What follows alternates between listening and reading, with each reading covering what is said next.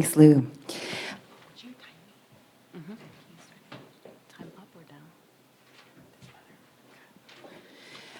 Okay, so my name is Francesca Manning, or FTC Manning. I think we're going to do our own introductions today.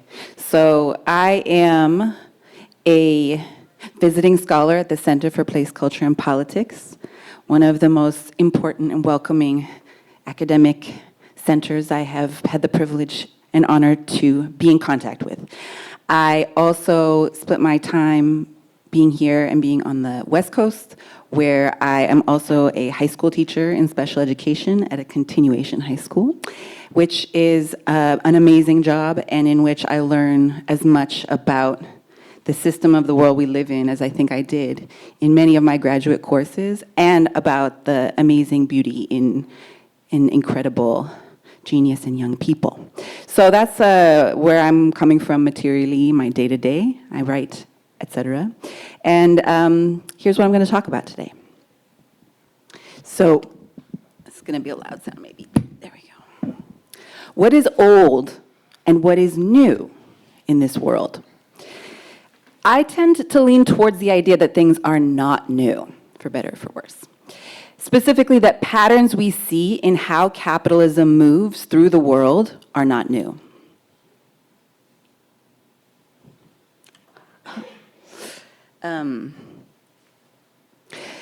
But part of a logic that was forged in the fire of European development, colonization, class warfare, empire, enslavement. While new things are always happening, I tend to see them as the concatenation of the logics or patterns over time and space and wildly different contexts. This generally makes me suspicious of periodizations of capitalism, and I feel all the more justified in this suspicion when I find almost invariably that theories of periods within capitalism often vilify the period we are in and idealize periods from the past, usually one in particular. For example, many accounts of neoliberalism or financialization as distinct epochs or periods in capitalism implicitly or explicitly contrast them with a prior, more benevolent form and period of capitalism. Such accounts of epochs of global capitalism are only possible if we narrow the scope of our analysis to a small part of the capitalist world, a willful geographic myopia. Ultimately, these approaches lead to the political position that we return to some past, better form of capitalism, where the better was only ever better for some people somewhere on the backs of other people somewhere else, as goes the logic of the system. Some periodizations avoid these traps, and I think here of Walter Rodney's account of the transition from colonization to decolonization, or Harvey's account of Fordism's yielding to flexible accumulation. And these are accurate accounts of real transformations, which do not suggest a shift in the underlying logics of capitalism, uneven, racializing, extraction, and exploitation. It is to these underlying logics that I want to turn now. So it's common for us to teach, to hear, to make funny memes about the nature of capitalism being the contradictory relationship between two classes, proletarians and capitalists. But in fact, even Marx himself clearly argued that there was a third, the landowners. Now, I don't think something is right just because Marx said it, but finding this part of Marx filled a conceptual hole that I had been worrying over since I started trying to understand gentrification. And when I looked at housing crises, at land conflict, at land grabs, with this augmented understanding of landowners as a third class, things made more sense. Capitalists own the means of production, machines, capital, materials, etc., and so have the power to put it into motion and augment their riches apparently without limit. Proletarians own nothing and are forced to sell their labor power to capitalists under varying levels of freedom and unfreedom, affluence and violence, this differentiation of proletarians' treatment by capital, and the importance of the more affluent strata for maintaining the system is an aspect of capital's logic that, following Gilmore, Robinson, Hall, and others, may be race or racialization itself, is a good example of discovering aspects of the capitalist logic that Marx did not see clearly or at all. And always, the workers, the slaves, the servants, face possible expulsion from the whole system via murder or marginalization when, if and when, they are unneeded by capital. And what if then those workers or slaves or servants want to leave, to live otherwise? This question provides an easy, logical bridge to the necessity of the landowning class. Here, private property in land, the social relation personified by landowners, private property in land, landowners, is required by the system at large to constrain the movement, the lifeways of the poor, and also to secure access to land by capitalists. Furthermore, we begin to see the necessity of the development of law, in that it has to defend and protect property in land, and the enforcement of that law, which gives rise to increasingly powerful and territorial states. Now, with the establishment of private property in land,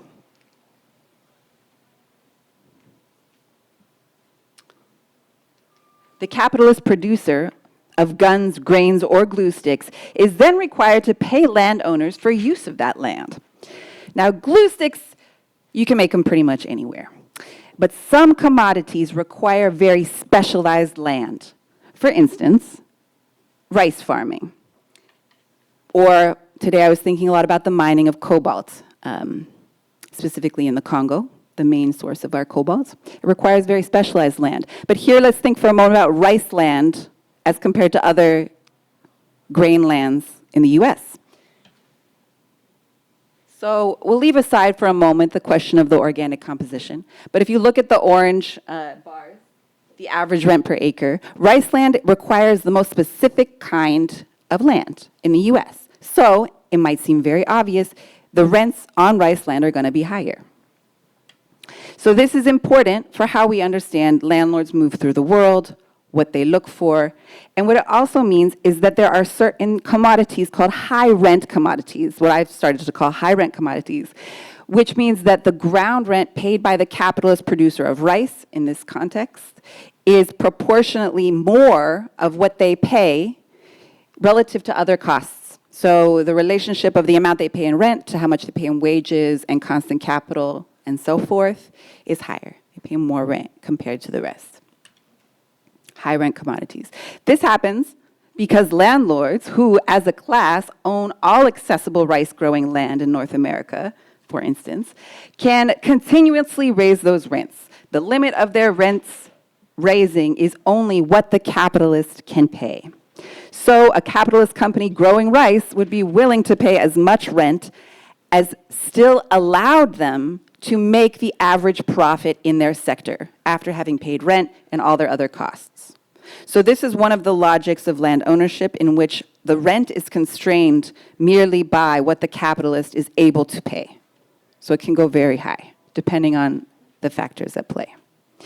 And if they aren't willing to pay, if the rice capitalist farmer is not willing to pay rents, here's where we stumble on an important second part of the logic of land ownership.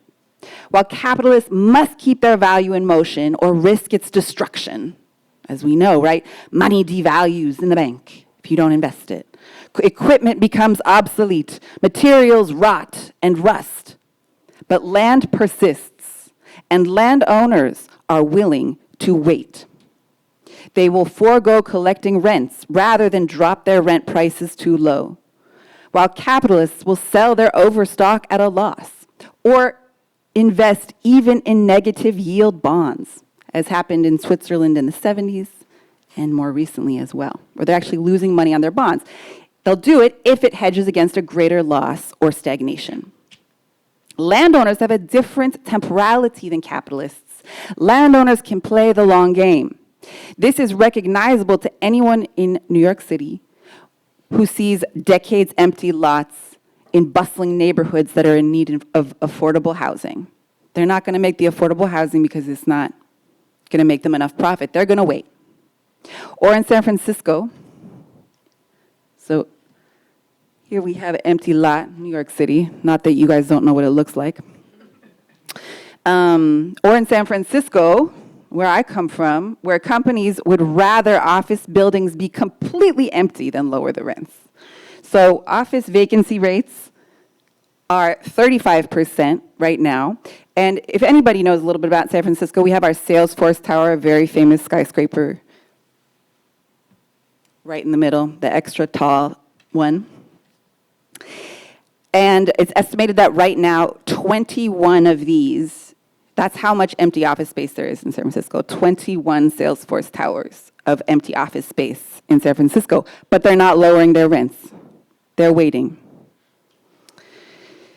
There's also numerous accounts of rural land grabbed around the world and held unused, but fenced and defended.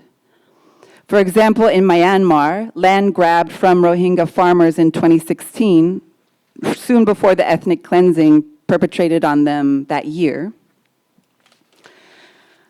was considered to be, were kept walled and unused for years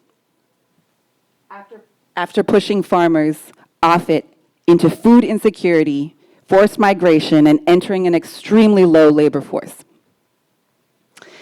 In Ethiopia, large-scale infrastructural projects to create one of what they wanted to be one of the biggest sugar export industries has managed most of their displacement goals,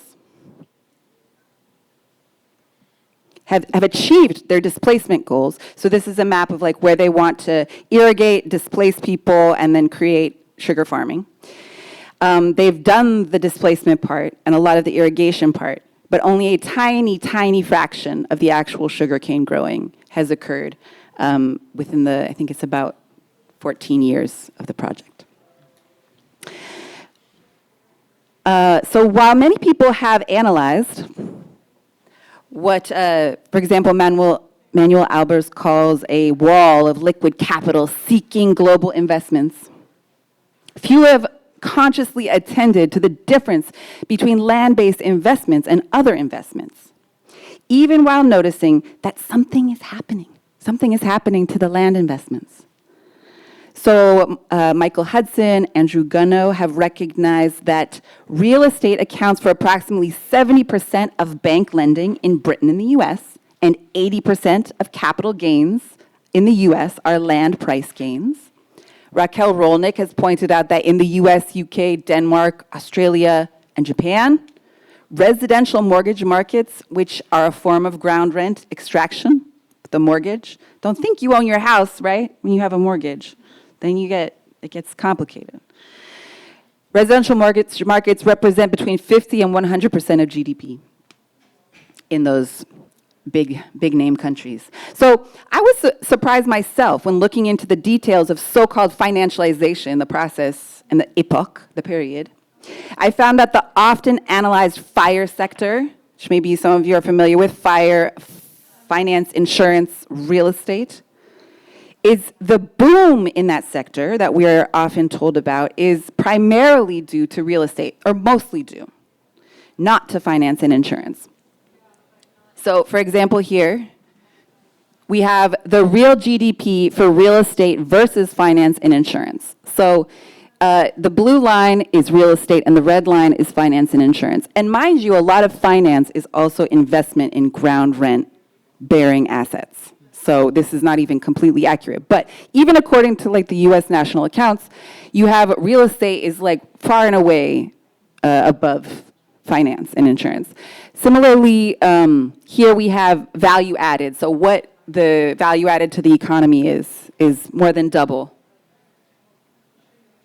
And Finally, I think this is a little interesting too. So contributions to the percent change in real GDP, meaning like, so the blue line being real estate and the dotted yellow line being finance and insurance. So what I notice is that finance and insurance tends to pull down like the growth rate of the GDP, whereas real estate tends to most of the time remain above. So it just speaks to the volatility of finance and insurance, where where real estate is like has a stability that is unmatched by the finance and insurance sector. Furthermore, these trends extend to foreign direct investment. One of the most notable increases in corporate profits, so this is like a little, you know, I feel like all my charts that I make myself look like a child made it in preschool, but bear with me. So this is from the IRS data, corporate income in the US. And there was like a really remarkable spike in dividends coming from foreign direct investment starting in 2000, which makes sense. That's the era we know of as globalization, you know, really kicking off and whatever. So you have a huge spike in foreign direct investment coming from wealthy countries, coming from low-income countries to wealthy countries.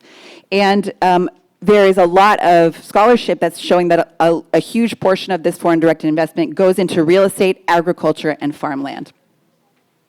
So, you know, fellow CPCP comrade Maria Luisa Mendonça really studies this incredibly in Brazil. In terms of the foreign direct investment from people's pension funds. And I think there's something there about using like working class liquidity for this too that I don't have a lot to say about right now. But, and there's also a lot I've been reading about foreign direct investment in the housing markets in places like Mexico and Chile that is like very, very large volumes of capital flowing into those places.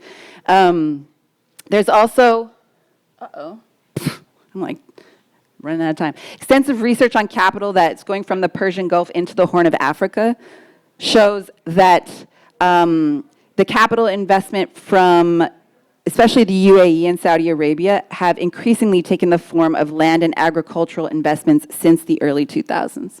So you see the top bar there is how much is going to agriculture. And manufacture is a close second. We can't like pretend that manufacture is going away. It's really not. And a lot of investment that happens, foreign direct investment especially, happens because people want cheap labor as well as they want the land. I don't want to underemphasize that. So in these examples, we see the pursuit of land ownership come into conflict directly with people who are sometimes laborers, sometimes living, like laborers like farmers, the farmers in Myanmar and Mexico and Libya, for example, and sometimes living to varying degrees outside of the market economy, such as the numerous indigenous communities of the Omo Valley in Ethiopia, where they flooded it recently and they were all displaced from, they were like known for having this really strong connection to like pre-colonial forms of lifeways, and that all got really decimated in 2006 because of these kinds of investments. So I bring these things up, and of course I always just like to bring in the Zapatistas and the CNI, the National Indigenous Congress in Mexico, who aren't like partaking in direct pre-capitalist, pre-colonial forms, but have created their new forms of communalism that are then like being displaced, like for example, by the Maya train investment, which is this big train and attendant investment that's happening in the south of Mexico. So I mention all this because while some may consider it outdated to say that class struggle is first and foremost something that happens in the workplace around the wage, I think there are just as many people who still say that this is true. And so in part, my intervention is to show that worker-centric theories of struggle and revolution are the result of a bias and not of rigorous understanding of capitalism. Because a rigorous understanding of capitalism brings us to the conclusion that the landlord, the landed interest, comes into direct conflict with people. And it becomes violent, it becomes, every kind of form of struggle emerges out of this interaction between the landowning class and the proletariat, for lack of a better word. So one thing that makes these struggles difficult, and which I also consider one of the important logics of land ownership, is the secrecy around who owns land. So I just have 3 quick anecdotes. Number 1, when seeking who who owns residential properties in the US? At the actual government agency responsible for figuring this out, this is what they have on their website. How many total landlords are there? In an interesting data shortfall, researchers don't know the precise number of landlords in the United States, or even really a ballpark number. They have to do a lot, they do a lot of machinations to try to make an estimate. So it's like, why aren't they counting? Number two, that's the first anecdote. Number two, I was at an economics conference a few years ago, and there was this guy who was a real estate mogul kind of guy who retired and decided to go back to economics conversations because he thought it was fun. And I was talking to him listen, I'm trying to figure out who owns the land in the West. That's what I wanted to know. And he just looks at me dryly and says, you're never going to know because they don't want you to know. And I was like, okay. And then I was also in a completely different environment talking to someone who turned out to be a real estate lawyer for a small middle-income country who told me that over 1/4 of that country was owned by one company, but he couldn't say who it was for legal reasons.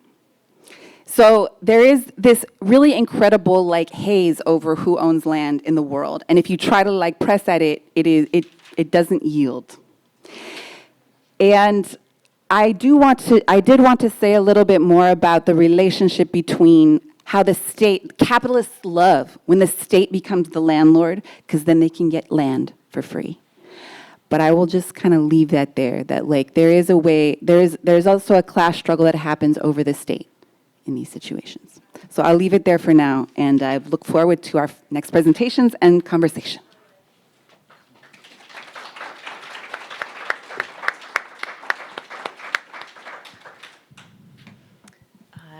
So I am going next, and then Nasreen. Is that? Yeah, okay. So I am Rachel Goff. I'm assistant professor in the geography department at University of Toronto Scarborough, and also at the downtown campus in the graduate program there. Yeah, I'll just jump into my thing because I know that it's longer than I was supposed to do. So in this moment when extreme violence is so palpable, it feels difficult to talk about the kind of dispossession that I study in Jamaica, an incremental, sometimes negotiated dispossession that accumulates over time into larger scale transformations of relationships with land.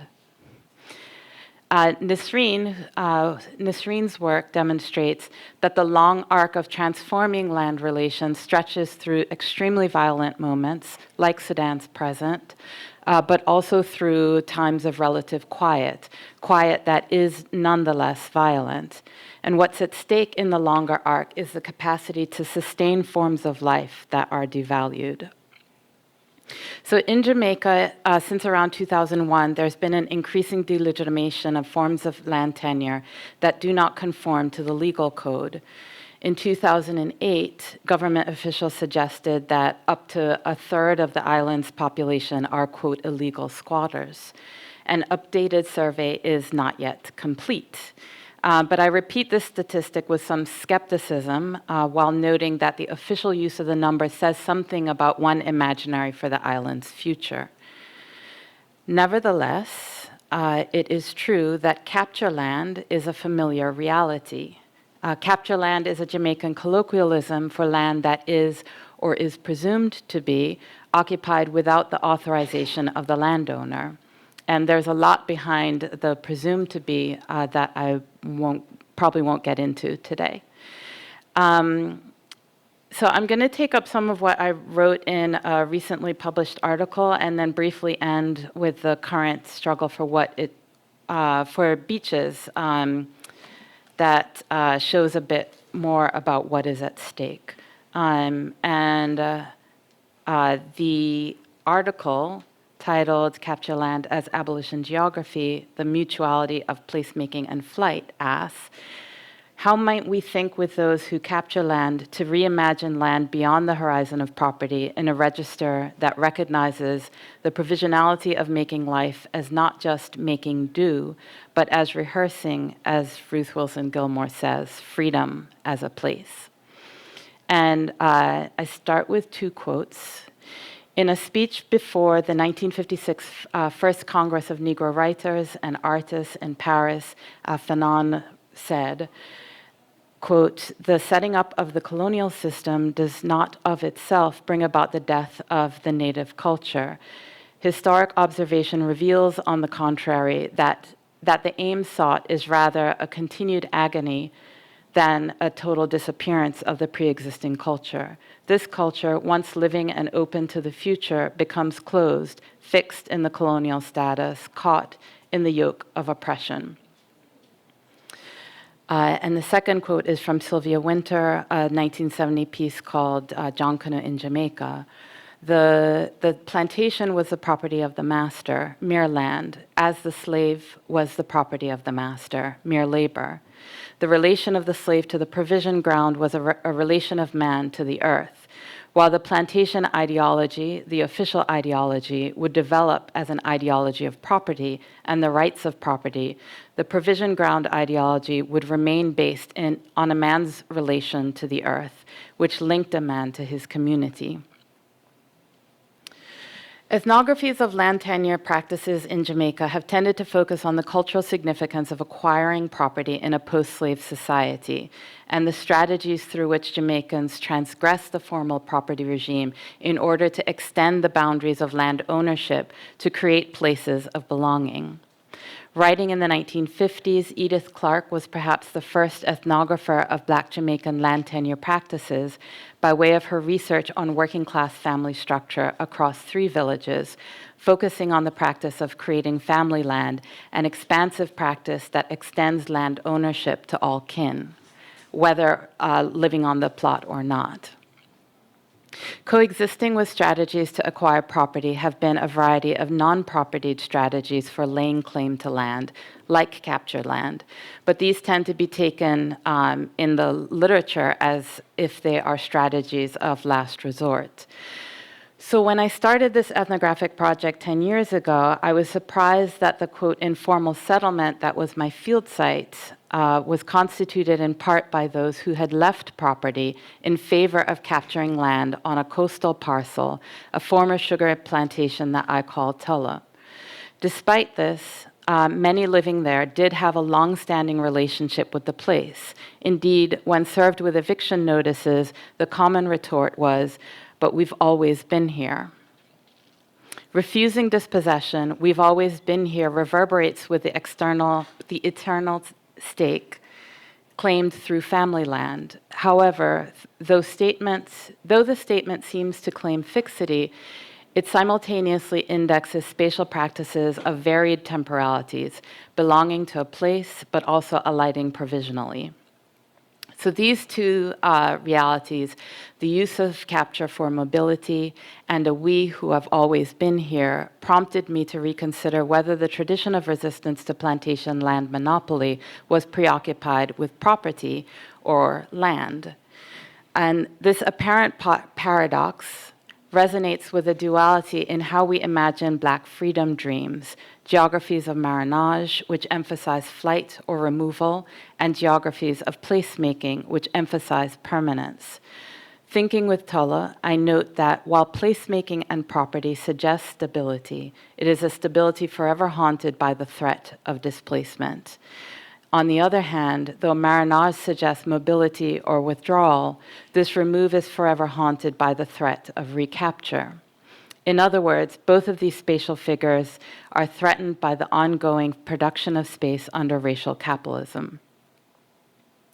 Capture land invites a reconsideration of the unfinished project of freedom as a spatial practice, moving beyond property and the spatiotemporality of legitimacy under the law, and beyond autonomy in flight, and instead towards greater spatiotemporal complexity. So, 2 passes to kind of look at mobility and the longevity of connections to land and place. Tulla includes many whose families had customary tenure for generations within the plantation. Others have personal or family history where daily life had involved a circular path between the plantation and the adjacent village and back. Villages are one spatial figure of freedom dreams in Jamaica relating to placemaking that dates back all the way to the post-emancipation era. Up until the 1990s, Tulla was active for large-scale agriculture, and many people living in the village worked for the estate and walked to work every day. Their work was within what was considered to be walking distance, up a steep incline after a day of hard physical labor. In this historical labor geography, workers going home up the hill routinely crossed over into what some Tulla elders referred to as, quote, black man land. Land in the village was owned by Black Jamaicans in distinction to the plantation. So it's the synthesis of village and plantation together that is referenced by the statement, "We've always been here."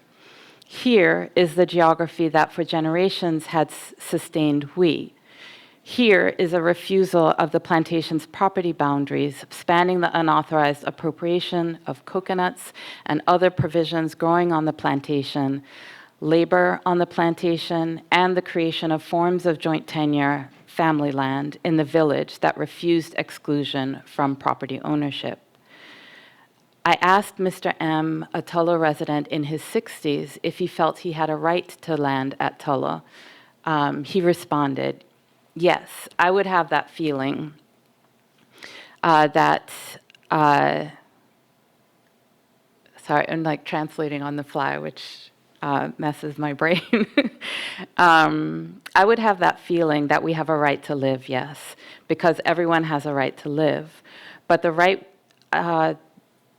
we have to live here now is in relation to the person that we used to slave for, if they controlled the property, if they still controlled the property. So, you know, I would more deep down say, well, we have a right to live because that they robbed us, our foreparents. But like this here now, I couldn't say we have a right to live here, for we're cotched on our eyebrow. We are cotched on our eyebrow. As you squint, we would drop off. And that's what I'm looking at right now, living here. So Mr. M sees capture as correct, for the robbery here is multifold. With his citation of foreparents, Mr. M draws to mind a variety of histories, each with a corresponding we. Immediate history such as his mother's and grandmother's waged labor on the same estate, his own schooling sacrificed to the care for his younger siblings, whilst mother and grandmother did hard labor in the fields, and his mother's premature death. Also brought to mind is the African slave trade, as well as the robbery of land and life of Taino peoples by the island's Spanish and English colonizers. One legitimating logic of a claim to this parcel is exploitation by its owner. Of this he is aware, naming the dyad of those who used to control the property and the we who literally and figuratively slaved on the estate. That we has paid for the land with stolen labor and premature death. Mr. M summons debts that are owed but unpayable, the violence, sometimes slow, sometimes fast, that claimed his mother's life, and that experienced by unnamed foreparents. His words address those who worked this particular plantation, yes, but this dyad fails to account for the fullness of time. Beyond this, he hails a rightness of capture that rests on the indissoluble relationship between life and land. Everyone has a right to live. That life unfolds somewhere is assumed, life is emplaced. However, he notes that now is different from before. Over time, under pressure from liberal notions of delimited temporal culpability, the legitimating logic derived from this dyad is made fragile. Now, the person who we used to slave for no longer controls the land. Mr. M acknowledges that, per the law, the encounter with history has become abstracted from the estate by the change in ownership of the dehistoricized parcel. And marking this shift holds his pragmatic assessment of the precarity triggered by the eviction notices. Deep down, Mr. M acknowledges the hegemony of liberal property. As mere land, it is fungible, synonymous with alienable property. Now, this mere land is owned by new pirates against whom liberalism would displace the moral underpinning of a claim by all of we. The naturalization of land's fungibility severs their relationship to the parcel, displacing it from ongoing robbery. Time and fungibility do the work of absolution. On the other hand, for Miss Eadie and Miss Grange, peri-urban Tulla represented a different kind of future than had been possible in their rural place of origin. Miss Grange, a resident in her 40s, moved to board with family who lived in a coastal community in order to attend a good high school. She described the difference by commenting on infrastructure, speaking in present tense about the move during her bygone transition to high school. Quote, now it becomes a little ladylike. You have your proper bathroom. You're not bathing in a pan anymore, a basin. Now you have your shower. School uniform can iron. She moved to Tulla to live with her eldest child's father, whose family had worked for the estate. Gary, in his 50s, had left overcrowded land uphill from another former plantation, a plantation that is now a resort, down the coast. He made the move from his grandfather's 5-acre parcel, which his grandfather had turned into family land, because, as he said, ants follow fat. In other words, he came to quote, make his own kingdom at Tulla with a Tulla woman. Others have left to come back for various reasons. For example, a generational Tulla woman, now an elder, moved back to Tulla when she took ill and was no longer able to work. She shares space with her son's baby mother and her grandchildren. Another had moved back to Tulla when she assumed care of her granddaughter after finding that the regularity of bills in urban Montego Bay put pressure on the irregularity of her income. So hopefully I've made clear how we've always been here asserts an endurance that remains unpunctured by journeys, sojourns, elsewheres. Here is capacious enough to hold absence without loss of belonging. In addition, because we mirrors neither juridical notions of family nor lines of descent, we actually collects those with whom one makes life every day. So towards conclusion, in a 2002 intervention in Caribbean Studies, Charles Carnegie highlights the seldom acknowledged spatiotemporal complexity of the traditions of rebellious ancestors. He argues that the common representation of these traditions sedentarizes them, imbuing them with static transcendence, as when one collapses the struggle over relations with the earth into a struggle for property. He writes, what goes unnoticed in the transplantations of past heroes and heroines into the present consciousness is the tension, the dialectic between a metaphysic of the sedentary and the mobile that lies at the core of their rebellions. Close quote. His call to attend to spatiotemporal complexity of anti-colonial tradition resonates with the, quote, unbounded participatory openness that Gilmore apprehends in the tradition's infrastructures of feeling. If tradition is not singular, but composed of accumulated structures of feeling, then it is also always incomplete, relational, and eminent, reconfiguring space-time and subjectivity. Taking cues from Carnegie and Gilmore, I emphasize that Capture Land does not pattern freedom on inclusion in the property regime. Rather, thinking with those who make life at Tulla, I note how, in leaving property to make a place that suits us, as was the phrase of another resident who moved to capture land on the estate. In declaring that everyone has a right to live, and in enacting an expansive we who have always been here, they point us to neglected ancestors.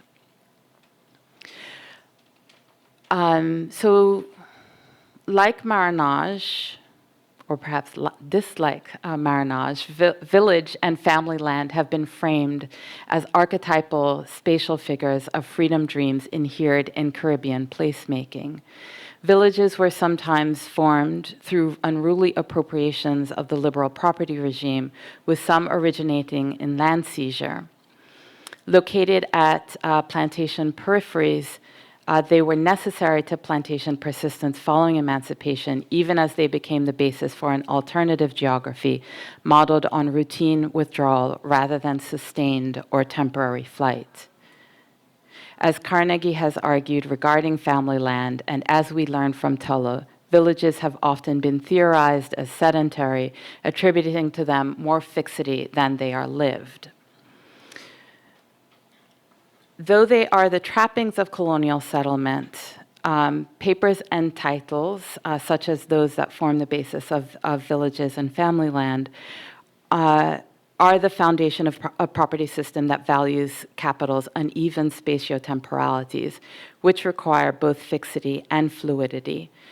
Stasis, such as the security of title and representations of value, facilitates motion, such as that inhered in the making of uneven geographies and of abandonment and investment.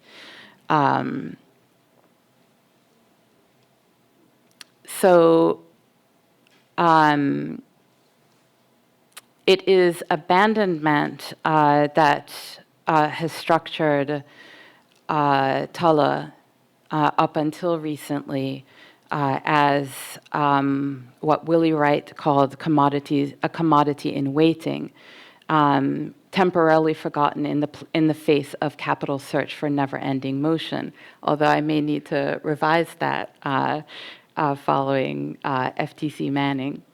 So in this latter sense, capture land at Tulloh was aided by the organized abandonment of a former sugar estate, a jewel of empire, later a constrained source of value to post-colonial Jamaica, and threatened by its appearance on what Mr. M called the front page.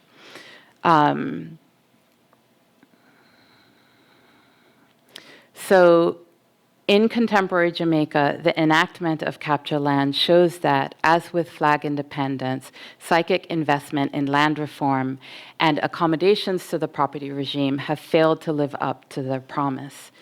In these moments of exhaustion, radical traditions offer a resource from which to reselect liberatory lineages. And that's, again, referring back to Gilmore's Infrastructures of Feeling. So in the face of change, whether capitalogenic or not, capture land makes a way for the rebellious making and remaking of life-giving place, rehearsals that do not settle. And I just want to close with something about beaches to come back to this idea of forms of life. So in 1956, when the Beach Control Act was passed, formerly plantation land was being repurposed for resorts.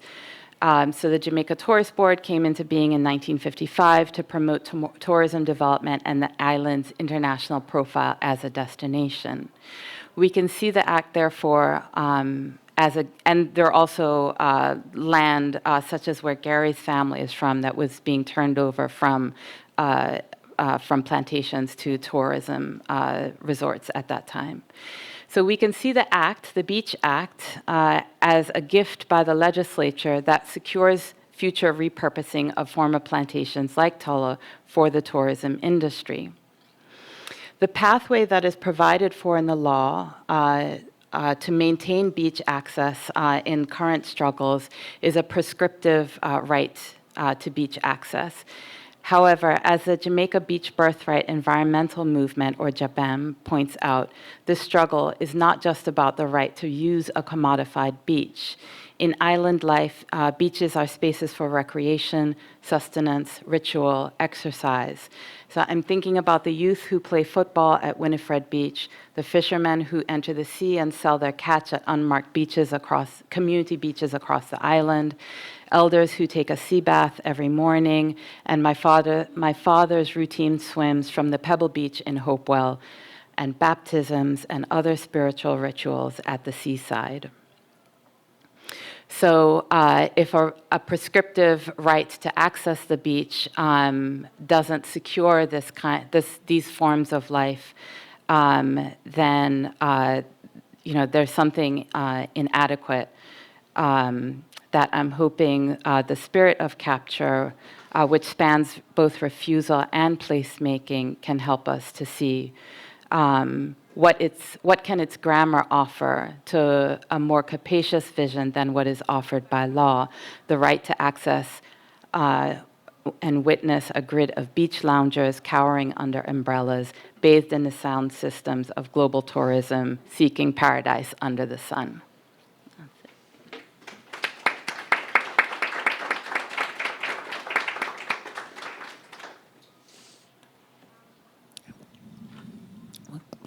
Thank you all so much. That was amazing and hard to follow. My name is Nasreen Al-Amin, and I am an assistant professor of anthropology and African studies at the University of Toronto. I'm also a member of the Sudan Solidarity Collective, which formed here in Toronto at the beginning of the war, and we support local responders, emergency response rooms that I'll talk about a little bit later, and also organize around immigration policies and other issues. So I'll just jump right in. I'm going to try to share my screen.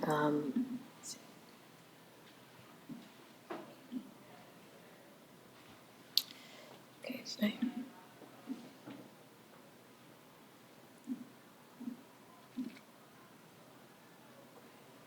Okay, see if I can.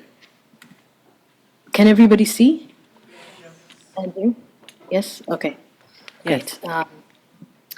Okay, so I actually had an academic paper prepared for today, but the gravity and kind of weight of this particular historical moment made me change plans just a few hours ago, so please bear with me.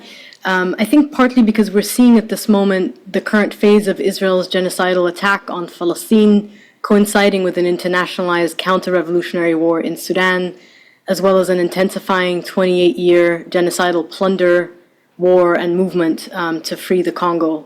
And there are, of course, many other examples, like the UN's rubber-stamped US, France, and Canada-supported deployment of Kenyan troops to Haiti, etc. But as a Sudanese and as an educator in North American college classrooms, I feel like it was my duty to ground us in this moment as our students around the world are disrupting business as usual, to remind us of what is at stake at this moment and to demand that our universities disclose and divest from the war machine and corporate network of actors that is fueling and profiting off of Israel's attack on Gaza and from the specific violences that I named. So just bear with me as I combine this original paper with a kind of short teach-in on Sudan.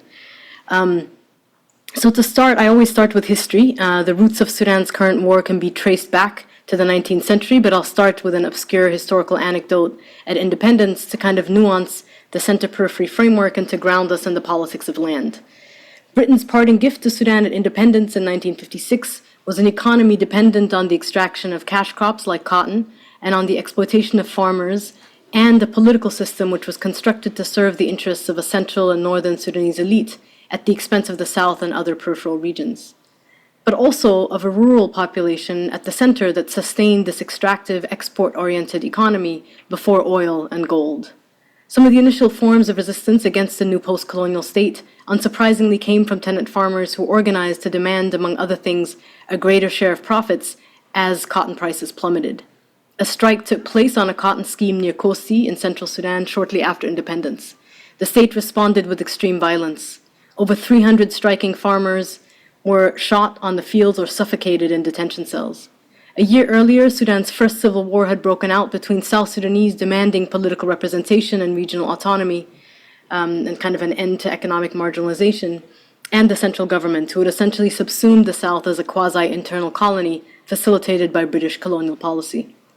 This 1956 massacre is linked to the Civil War because striking farmers were threatening existing capitalist labor relations that allowed ruling elites to extract maximum profits to fund its repressive campaign against Southern resistance.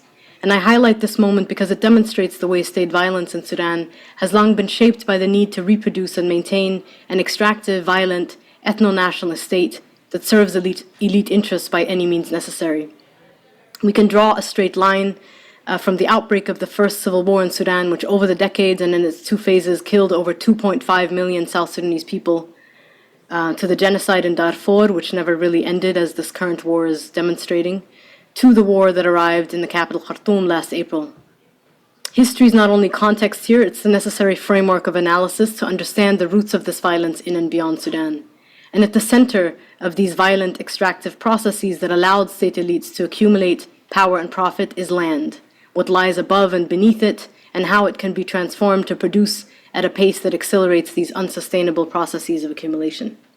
So I'm going to fast forward to December of 2018, when a powerful popular revolution emerged through which rural and urban demands for land reform and economic justice at the center converged with decades-old struggles for justice and self-determination in Sudan's so-called peripheries.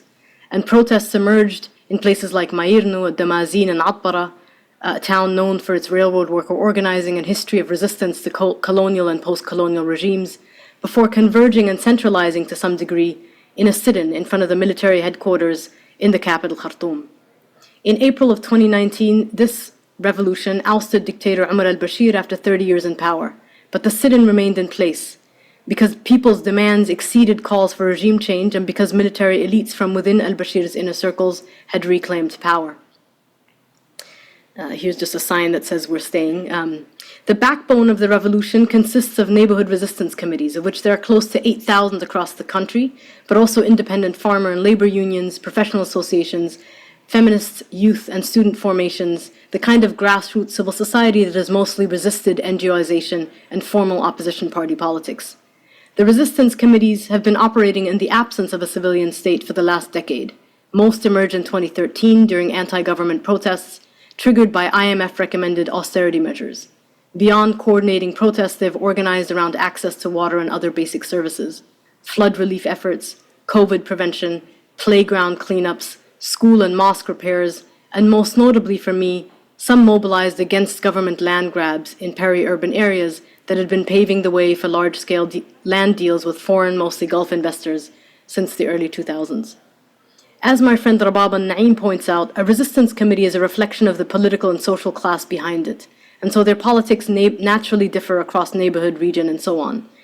And they've had to contend with internal contradiction and fragmentation, but they constitute, in my view, one of the most powerful, non-hierarchical, yet highly structured and organized revolutionary movements in the world. And their revolutionary charters offer us a model of what popular democracy from the bottom up, and really for what it looks like to organize in the absence of a state. And the current war in Sudan can, in my view, be understood as the counter-revolution.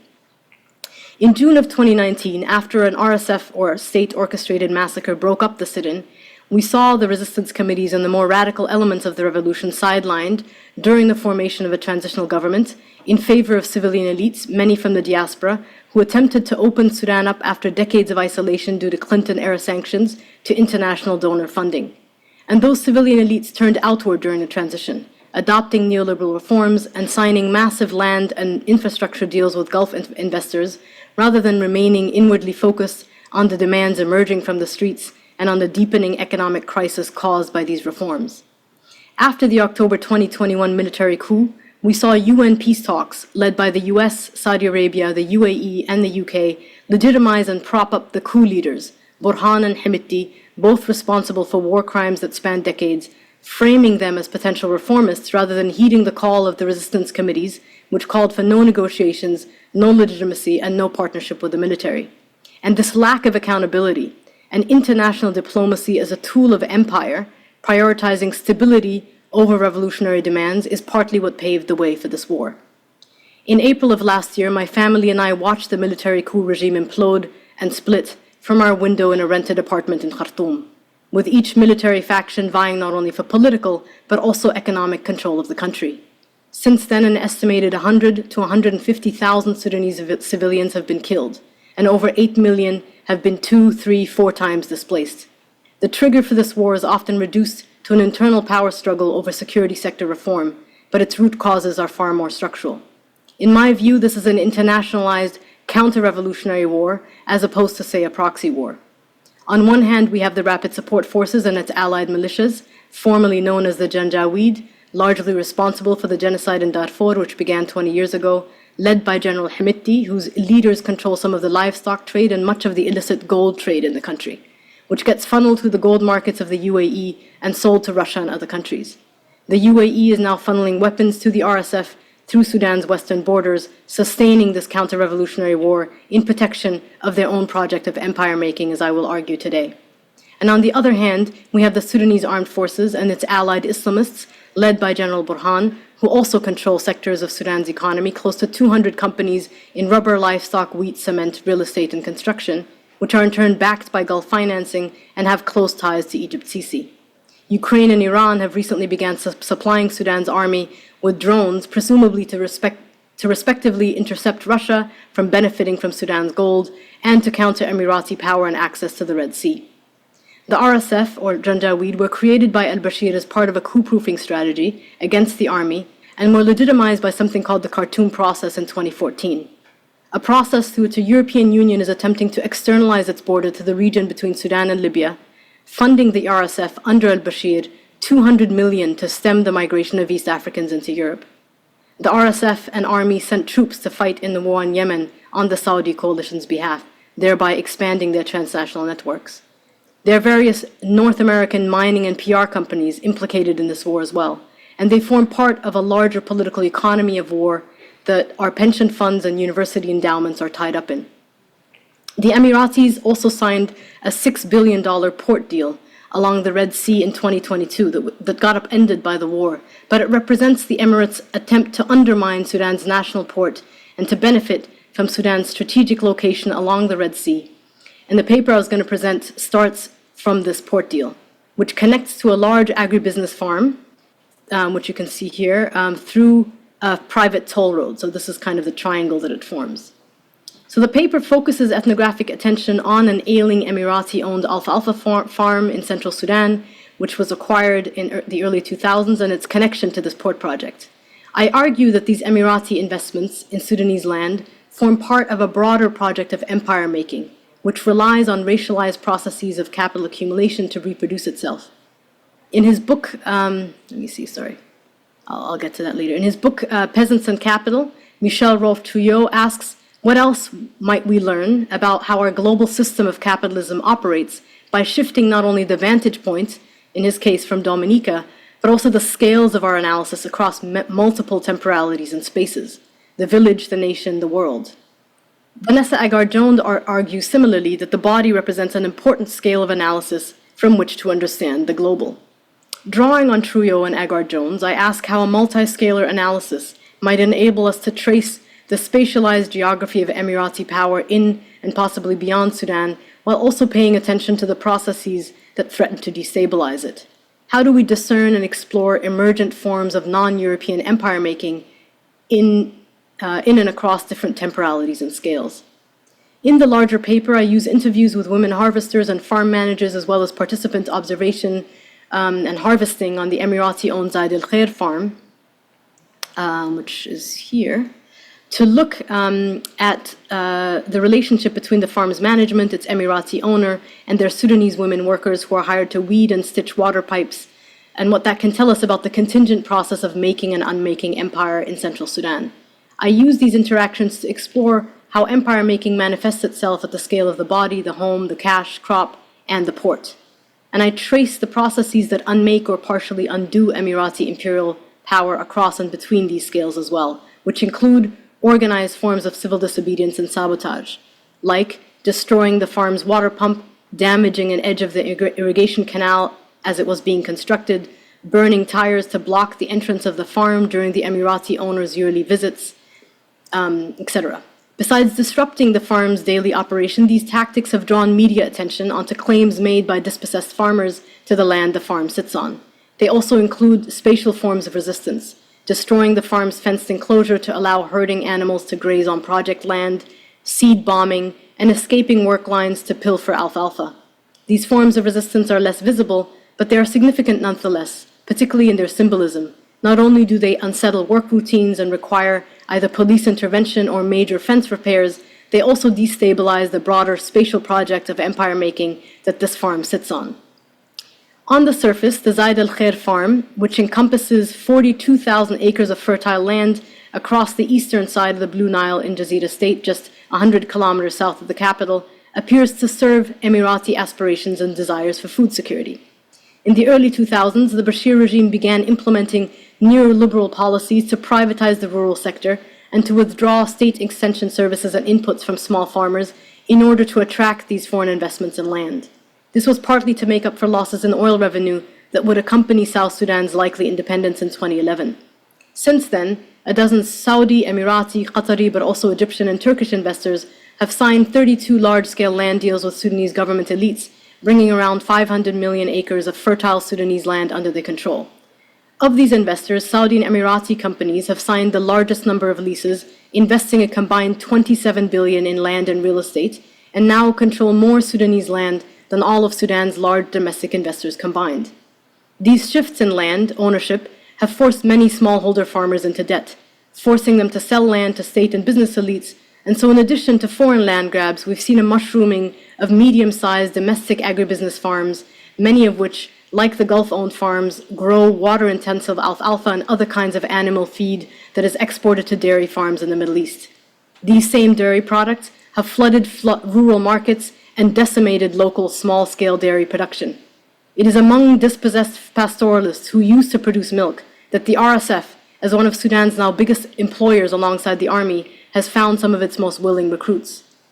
The farm union organizers I'm in touch with now tell me that this war has exposed this restructuring of the agricultural economy because people in rural communities that are hosting large numbers of internally displaced people don't have the same capacity for growing and storing subsistence foods and are more dependent on imported foods than they were a decade ago. When we evacuated from Khartoum to a village 1 hour south during the first weeks of the war, local stores whose generators had stopped working quite immediately ran out of bread, fresh produce, and dairy. The stench of frozen halal foods from the Gulf, rotting in defunct rural store freezers, became a symbol of how the Jazeera has been transformed from a breadbasket of the Middle East to a region where now over 25 million people are at the brink of a man-made famine that in many ways has been decades in the making. The early years of this most recent rush to acquire land in Sudan coincided with the 2008 food and financial crisis, which scholars argued had reanimated Gulf anxieties around food insecurity.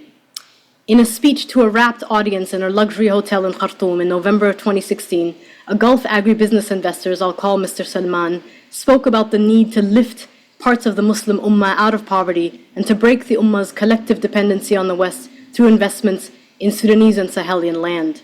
Through Gulf capital and technology, he insisted, the Ummah can come to rely on itself. That same month, Emirati officials gathered in Dubai to craft the UAE's 2051 National Food Security Strategy, which aims to, quote, diversify food import sources, identify alternative supply schemes for each major food category, and achieve zero hunger by 2051, but also to fortify the country's reputation and soft power. This food strategy, the Zaid Al Khair farm with its lush fields of green and modern polypipe irrigation system seems to exemplify what this 2051 strategy looks like when it's put into action. But the history and spatiality of the farm tells a different story. So here you see an aerial photo that reveals that only 6% of the 42,000 acres that are fenced in by the farm were actually cultivated until before this war. For the last 7 years, the farm had only produced Dominican alfalfa, imported from the Dominican Republic, a cash crop that is exported to feed cows on dairy farms across the Gulf. So this begs the question, if this is not primarily about food security, then what work is land doing here for both Emirati and Sudanese elites? And the Zaid Al Khair project became more legible to me when I began to think of it spatially not only in relation to itself, but also to this proposed port project that I talked about earlier. Emirati elites, but also British colonial elites before them, have long used the Jazeera landscape, which is kind of a central delta between the White and the Blue Nile, as a blank canvas upon which to project their development visions through investments in agriculture. The Jazeera has historically been the answer to various crises, from the twin oil crises that hit the Gulf in the 1970s to a cotton famine that led to the collapse of Britain's textile industry in the early 1900s. In both instances, the Jazeera provided a critical lifeline to the labor extracted from Sudanese cotton and wheat farmers. Sudan's Red Sea coast is also a strategic node from which another strategic node from which Ottoman and British elites launched their imperial incursions, and it served as a trading post during the Indian Ocean slave trade. Writing about the afterlives of imperialism, Deborah Thomas reminds us that older imperial dispossessions never quite disappear. Contemporary Gulf investments layer themselves on top of colonial remains, producing, as Catherine McKittrick writes, uneven geographies that are underwritten by land dispossession.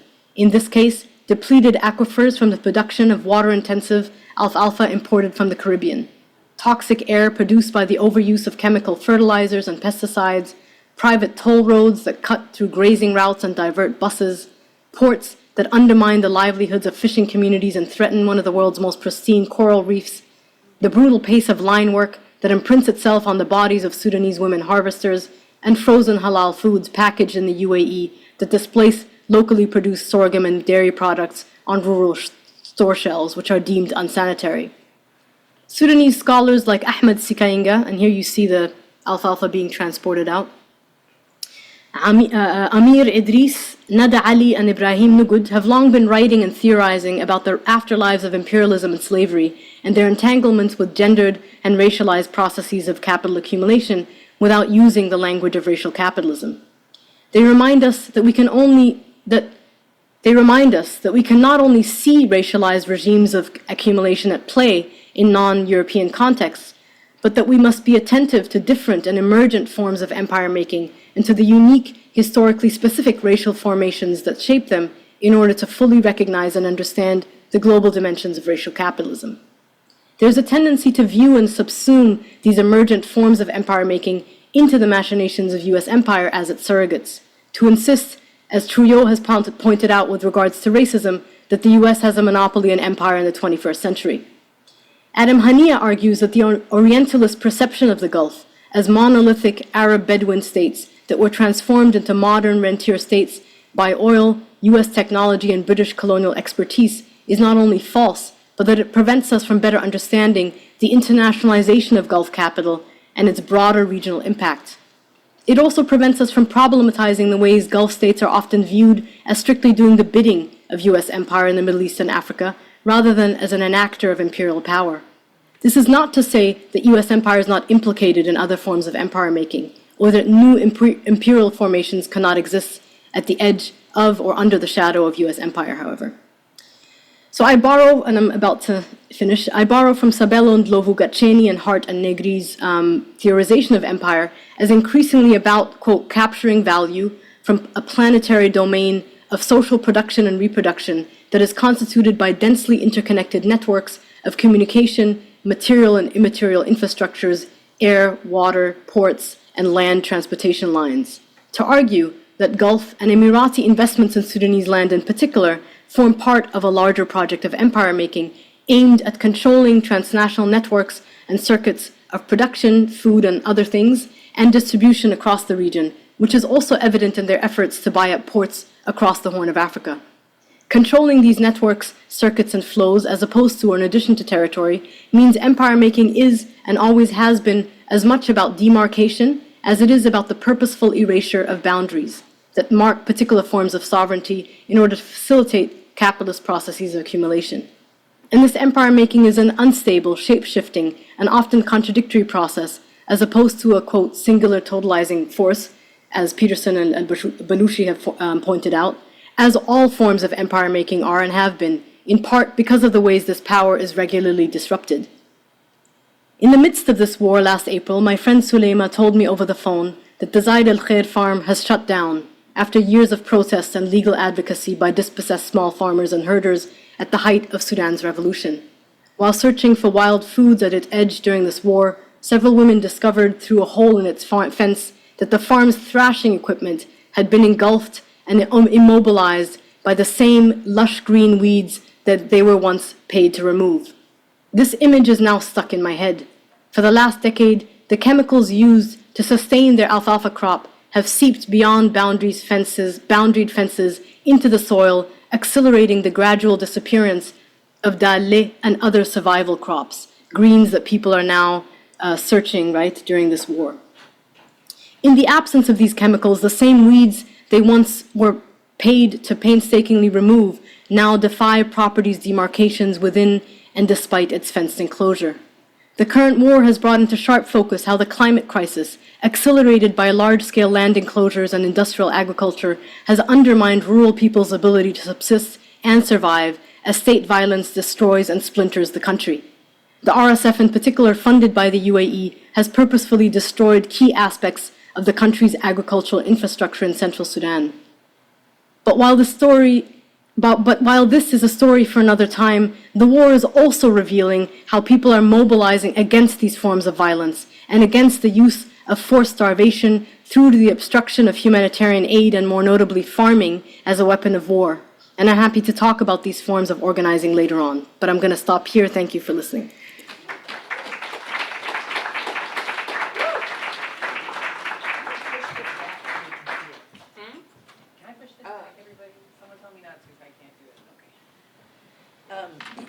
Okay. Thanks, everybody. I think what we wanted to do was take a minute for the panelists to maybe pose some questions and thoughts, and then we're going to kick it to all of you in the audience, so get ready.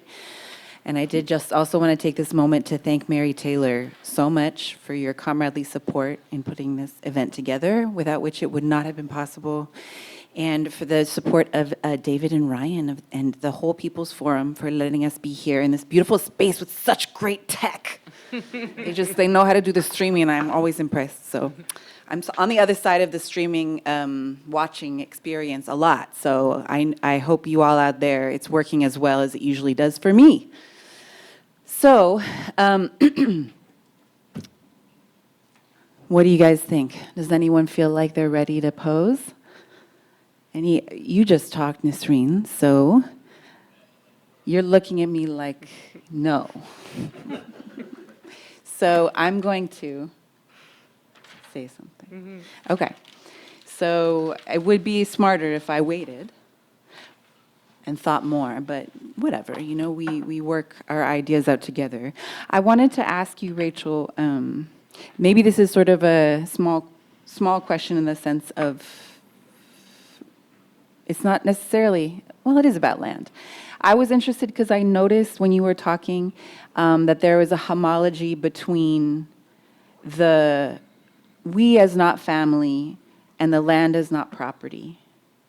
And so I just wondered if there is maybe that more that you have to think through about that relationship, and if not, that's okay. But I wonder if this point that you make so beautifully about land as does not model freedom, that the capture land concept does not model freedom on inclusion within property regimes. I know that it's actually particularly specific to your context to Jamaica, but I'm curious how you see, do you see that concept of capture land as connecting with beyond the island? And if so, how, and if not, why not? And then,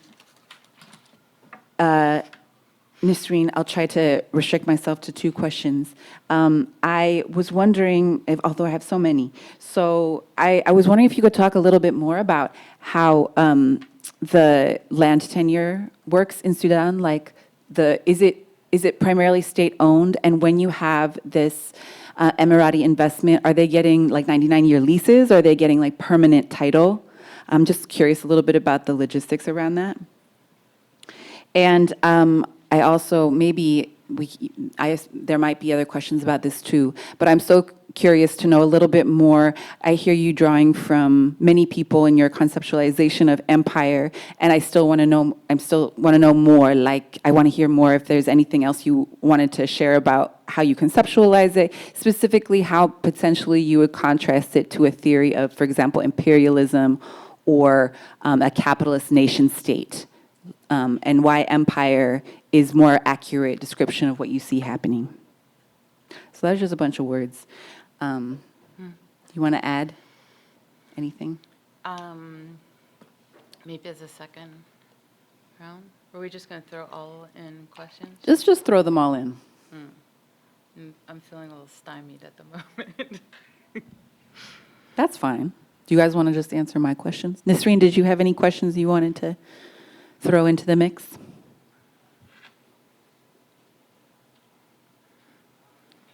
I think I'm a little, not right now, but I'm going to think of one.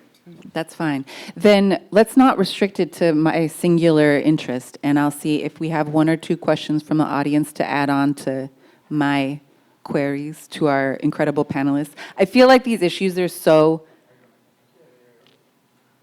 we're all really full of, like, with our feelings and our thoughts about this stuff, so I understand that it's hard to create more. But yeah, any questions or just comments, thoughts? Yeah. A connection you might make to something somebody said here. We'll take anything. We want to hear a voice, some voices.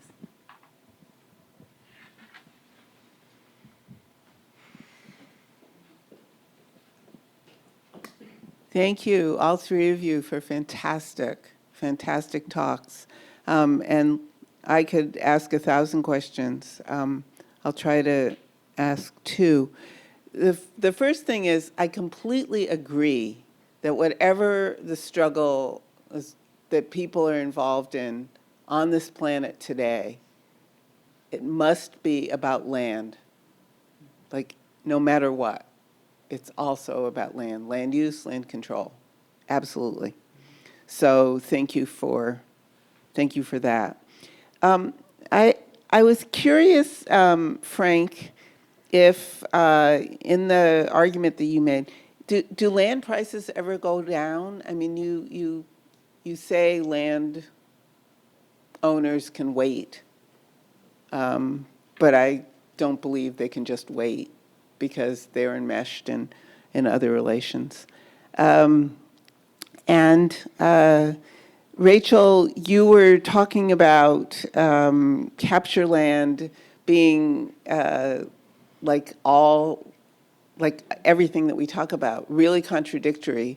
So there are ways in which capture land historically enabled the persistence of the plantation, and yet is in every way other to not only the persistence of the plantation, but the persistence of all of the systems that plantation signifies. So I wonder if you could talk, or any of the three of you could talk a little bit more about those contradictory uses.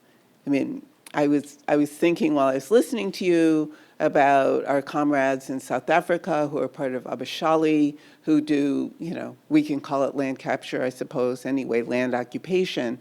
And one of their rules within their movement is no money the land can never be a commodity in waiting, I suppose, to quote Willie Wright. And yet there are contradictions because that land and the fact that people have built houses on them enables them to be near where they work to produce value for capital, right? So it's not without contradiction. And Nisreen, thank you. I'm curious about how you understand the so many things, but that tiny fraction of that huge triangle actually being exploited for the production of alfalfa. And how do you understand the not exploited parts of that land, other than, or in addition to the fact that so many direct producers have been displaced, which then produces a market for the products that are produced in the Gulf, et cetera, et cetera. Anyway, thank you all. Do we have any other from the audience right now? If not, that's okay. Okay. Are we cool to go backwards this time? Nisreen, would you mind starting us off? Or do you need a moment? Yes, I can try. Great.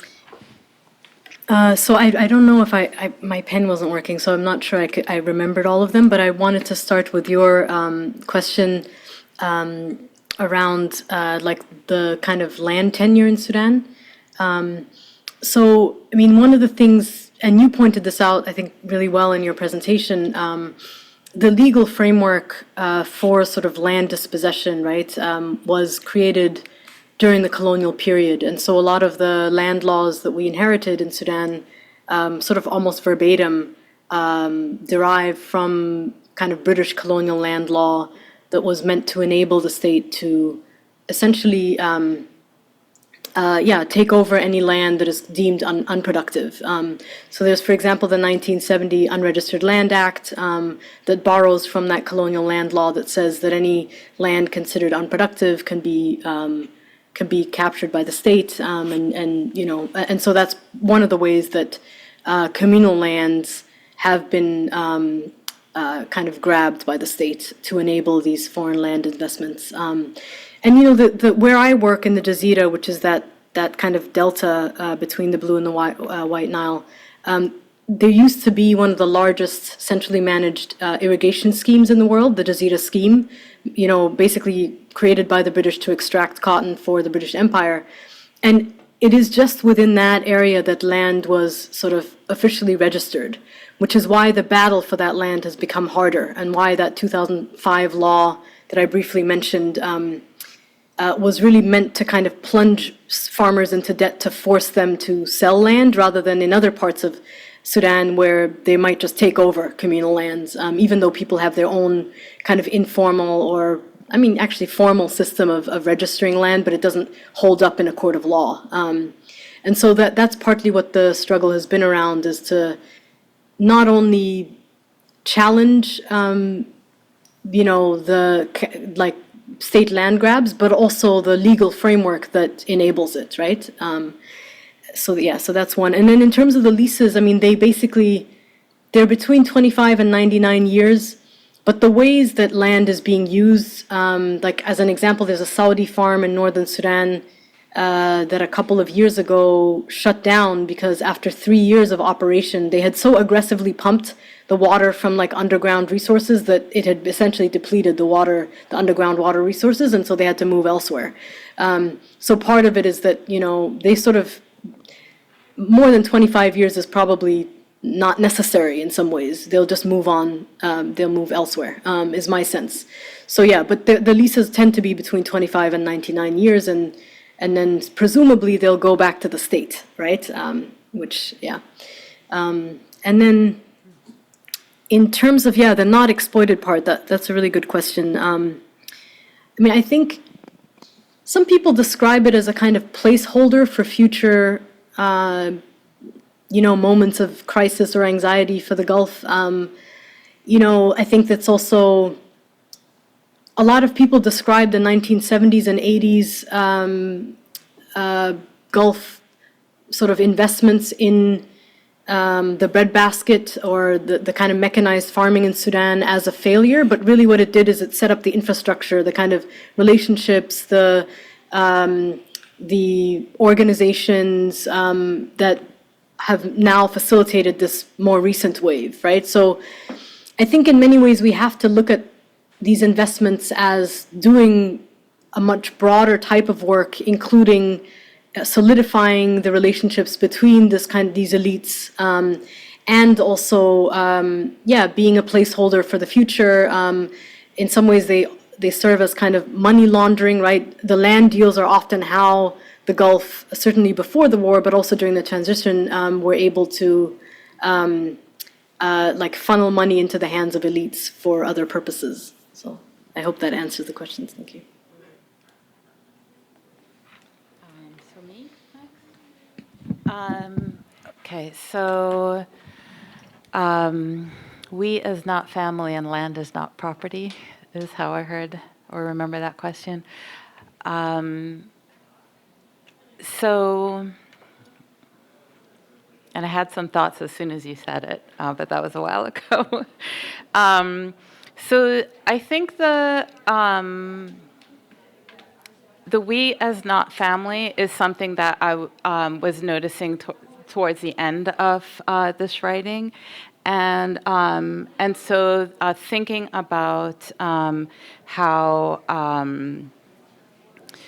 with property systems, there is a named relationship between parcels and owners. And so communal land ownership, like family land, is not actually represented in the formal property code. And so so there is, I think, something about both a parcel of, of land as being able to facilitate the reconstitution and reconstitution of a collective. That is what I was getting at there. And in part, I'm thinking about a passage from Saidiya Hartman's Lose Your Mother in the last chapter, where she talks about a kind of repetitive removal or flight inland of a community that was trying to stay ahead of the kind of slave catcher, territories. And so, in a book that is that talks about the meaning of the stranger, for the whole book, in that passage, she comes to talk about how that repeated flight sort of breaks down the sort of boundaries of who is we and who is other, so as to facilitate a kind of identity that that corresponds with their efforts to make freedom as a place, right? And so so that's kind of what I'm thinking about there. And something else.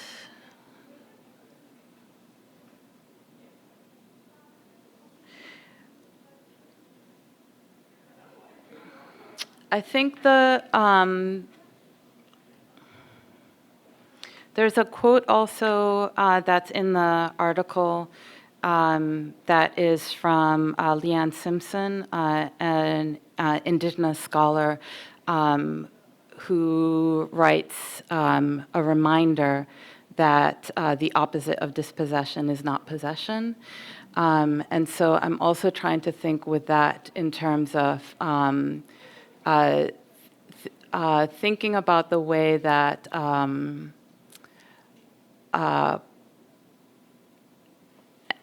and also with Melanie Newton's work that critiques as an idea of Black nationalism that tends in the Caribbean to kind of repeat some colonial narratives about the erasure of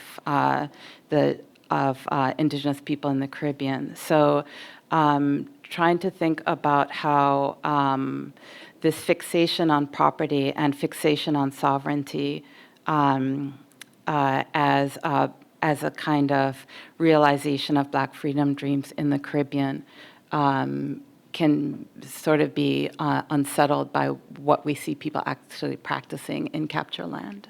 So, and then beyond Jamaica,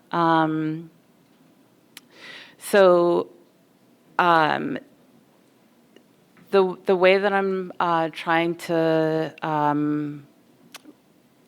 trouble marronage and placemaking as a kind of dualism of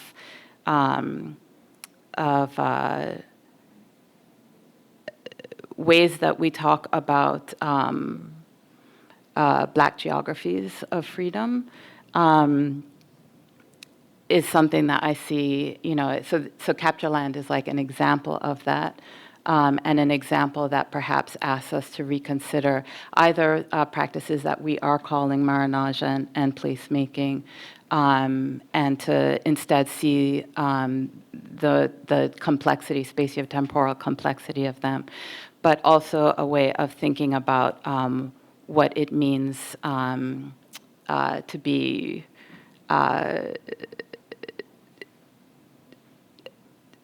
to have the figure of freedom be so easily disrupted by dispossession. So I think that's what I can think there. So contradictory, yeah. I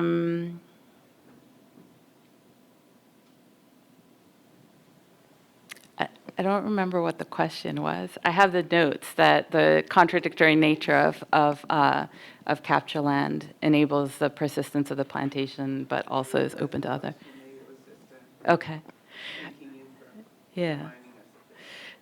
So, I mean, alongside the idea of the secrecy of land ownership, I mean, one of the things that I was really struck by as I've done this research is the incredible longevity of land ownership and the stability of large parcels of land in Jamaica. And so there's an example that I can talk about is there's a video by a guy, Mark Carr Jarrett, on YouTube, where he's now, I guess, would be styled a developer, but he, in the video, talks about his family's arrival in Jamaica with Oliver Cromwell.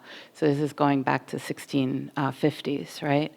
And they are still owners of many, many, many parcels of land that are hundreds of acres in size, many of which were still in sugar cane when I was in high school. And so there's a way that the question of land ownership and the plantation is, the plantation can be kind of metaphoric or in the U.S., but I'm trying to think about what it means that a parcel of land can look like agricultural or underdeveloped that is maybe more like land that has fallen out of the market is a post-industrial landscape, but gives Jamaica a kind of quality of the kind of persistence of an agricultural landscape, with then towns kind of squeezed to the edges of these large land parcels, even when the plantation parcels are captured, because those tend to be not as densely populated as towns. So, and what that means for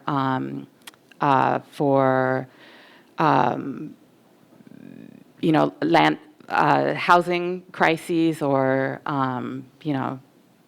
just everything. And then the sort of,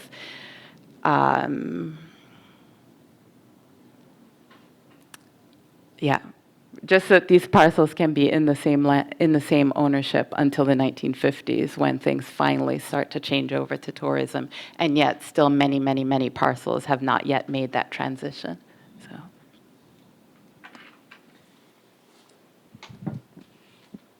So, yeah, do land prices ever go down? Not when they're owned by these same like really big landowners, as far as I can tell. There's a scholar, like an economics person who does housing, who famously, in some corner of the world, famously said, housing doesn't have a price cycle; it has a volume cycle, by which they mean that like. The cycles of housing in the U.S. is that it'll stop getting sold for a while, but the prices won't go down.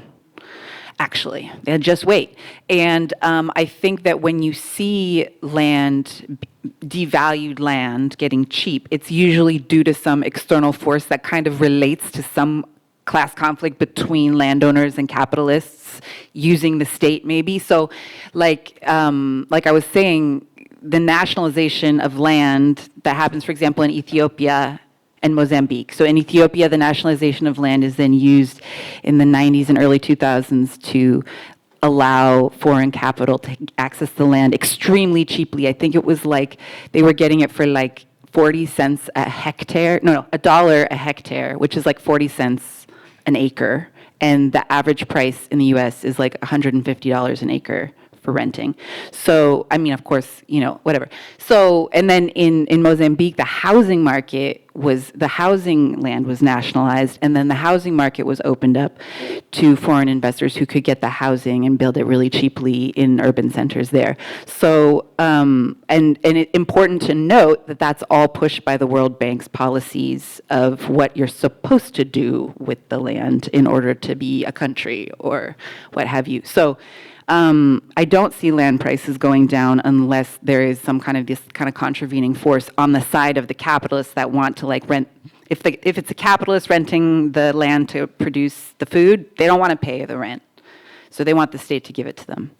And also interesting in those situations is that there's often a giving of land really cheaply, like selling like permanent title to certain groups that the political, the people in power want to ally themselves with, which really reminds me of like mid-century US, in which you have like the white working class having a lot of access to home ownership, and that same structure of sort of like buying off a segment with land of the proletariat, or whatever you want to call it, I think is another weirdly repeating phenomena.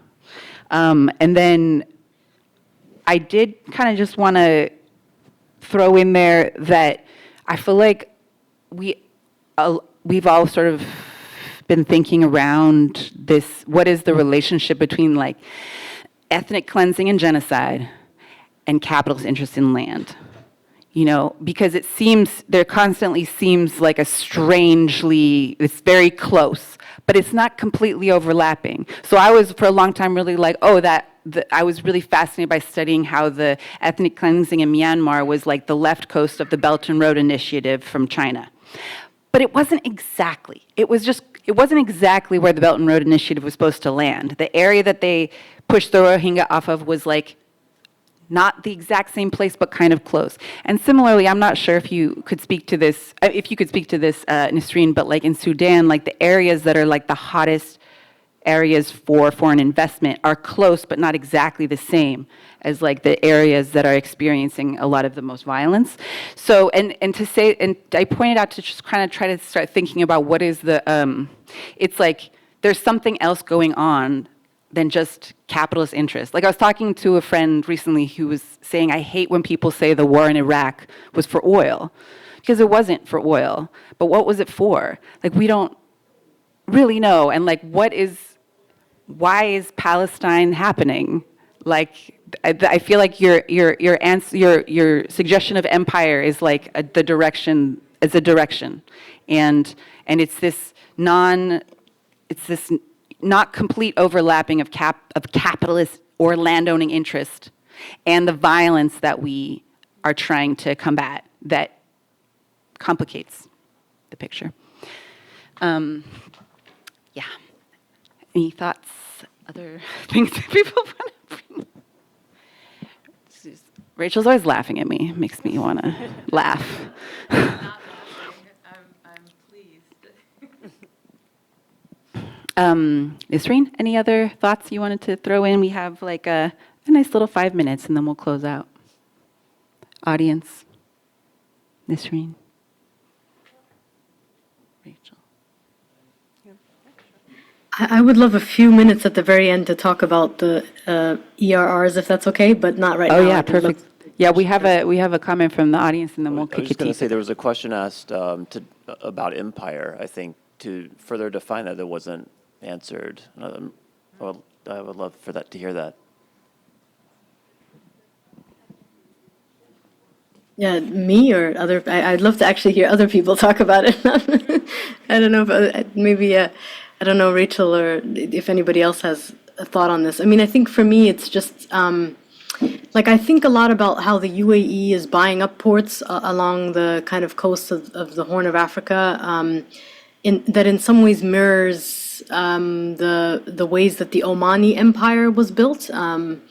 and so thinking also about like not necessarily using kind of Euro-American empire always as the prototype, and about how, I mean, I think I already said this, but just how empire making is a process, right? That sort of unfolds, and that it is increasingly, I think, about controlling sort of circuits and networks of production and distribution, rather than only about kind of gaining or taking over land per se. So yeah, I think, and I think this goes back to something we talked about earlier in terms of like, I don't know, this is a little bit of a taboo to talk about, but in terms of how, like even aid structures, right, end up undermining sort of small scale production and opening up markets. And so we can even see it, I think, in the ways that the landscape of humanitarian aid unfolds in a lot of areas. So, yeah. I have more thoughts, but I feel like this is yeah, I'd love to hear what you think, what empire means. Do you have any thoughts on that? It's not totally. So Francesca and I had been trying to figure out ways of studying what happens to plantation land.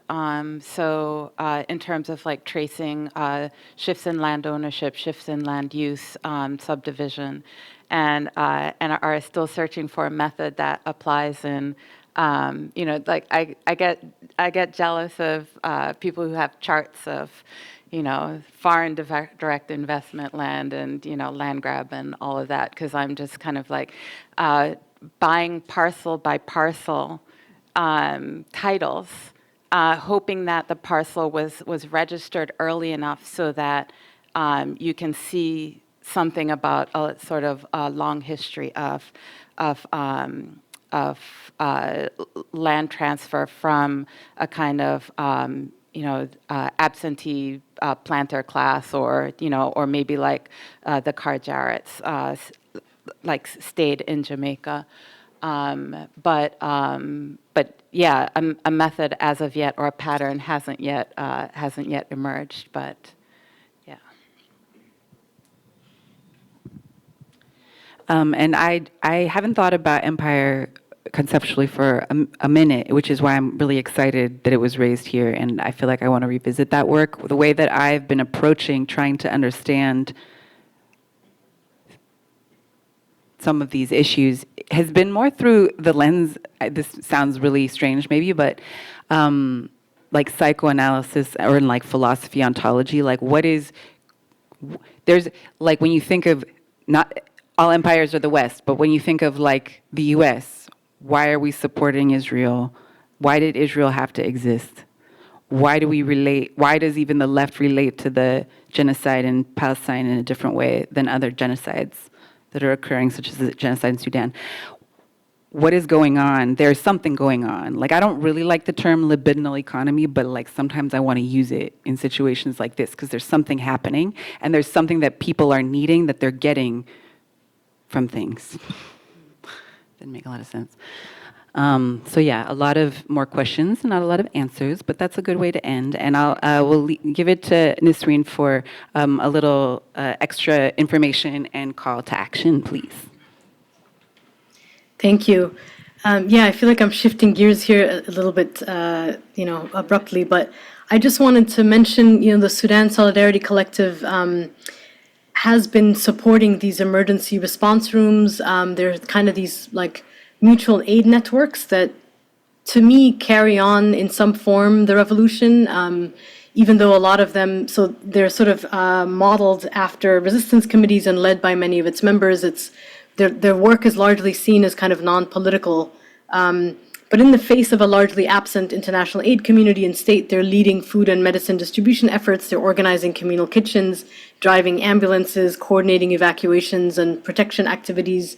They're setting up ad hoc emergency clinics and rape crisis centers, converting defunct schools into shelters. They're repairing public services such as water and electricity, retrieving and burying dead bodies. and organizing and activities and learning for the some 19 million children that are out of school. In Khartoum alone, there are 69 of these emergency response rooms across 7 districts, coordinated by over 1,400 volunteers. In the state of Darfur, there are 89 of them.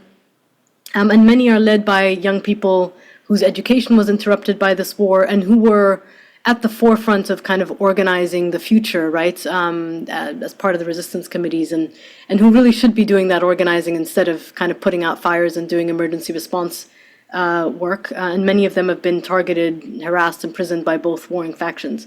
But I mentioned this at this end as a call for action. We fundraise for them, and we're looking for monthly donors of $5 to $10, so anything you can give, really. You can go to SudanSolidarity.com to give, and your money goes directly to them. Currently in North Darfur, there's an attack on Al-Fashir, and we had a conversation with some of the ERRs yesterday who are saying there's a real need for more of an influx of support for all of the work that they're doing. And again, I think this is important to mention because the international aid community has largely been absent in Sudan, and the funding for what is needed has, I think it's been funded like 26% for the $4 billion needed to kind of launch a response effort. So people are kind of left to fend on, for themselves, which is why this work is super important. So yeah, if you are able, please do consider supporting us through monthly donations. We'd like to be able to sustain this support, and you're kind of building, just the capacity for these emergency response rooms to kind of, on some level, decolonize the humanitarian aid sort of network that pre-existed, the war before. So thank you. And so both Rachel and I are donating to this, and we invite anybody who feels able to, because, there are many requests, but sometimes it's the person that's in front of you that you care about that's here and telling you, and so this is what it is right now. And if you can, please do. I wrote it down here, and if anybody needs more information, come up.